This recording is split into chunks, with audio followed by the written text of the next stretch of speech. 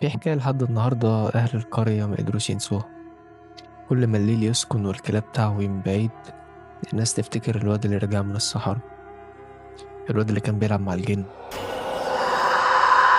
تاني مكان في قرية صغيرة نائية على أطراف الصعيد، قرية كده قريبة من الصحراء الغربية، واللي حواليها كله جبال وصخور.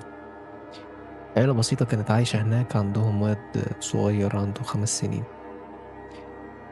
في يوم خرج يلعب بالليل، بس مرجعش.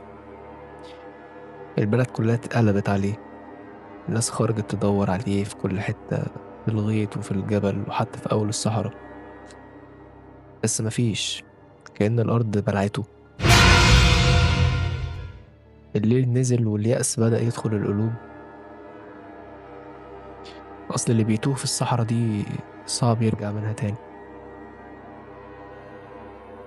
تاني يوم بالليل الأم كانت قاعدة بتعيط وبتدعي، صوتها مبحوح من كتر العياط.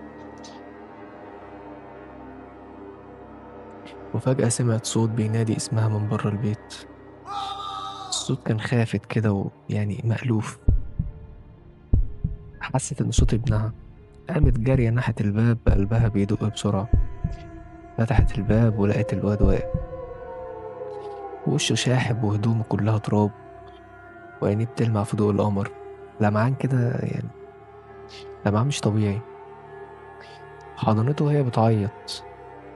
كنت فين يا حبيبي؟ أنا كنت هموت عليك. بصلها بهدوء وقال لها بصوت واطي: كنت مع ناس طيبين يا أم، كانوا بيلعبوا معايا وبيأكلوني أكل حلو أوي. الست اتجمدت في مكانها. ناس طيبين؟ شكلهم ازاي يعني؟ الواد سكت، ما نطقش ولا كلمة. بص في الأرض كأنه سرحان أو نسي أو مش عايز يفتكر. تاني يوم أبوه خده وراح لشيخ الجامع. الشيخ بدأ يقرأ عليه الرقية الشرعية، وبعد ما خلص وشه اتبدل كده واتغير. بص للأب وقال له بصوت تقيل كده: ابنك كان مع الجن. الأب طبعا اتجمد في مكانه.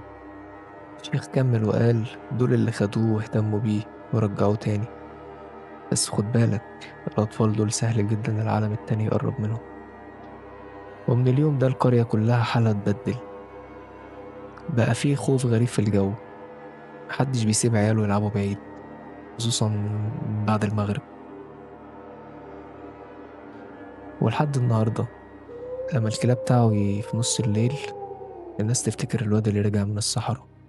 بس يمكن اللي رجع ده ما كانش هو نفس الطفل اللي اختفى.